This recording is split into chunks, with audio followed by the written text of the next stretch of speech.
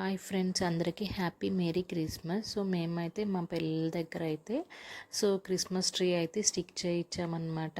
ఇది వచ్చి పెద్దది వచ్చి మేము చేసామండి, చిన్నది వచ్చి మా పిల్లల దగ్గర చేయించాము. ఇంకా క్రిస్మస్ కదండి, అందుకని చెప్పి మేమైతే స్టోరీ అయితే దానికి సంబంధించిన స్టోరీ స్కిట్ అయితే తీసుకొని మా పిల్లల దగ్గర చేయించామన్నమాట. చాలా బాగా చక్కగా చేశారు అసలు వాళ్ళైతే.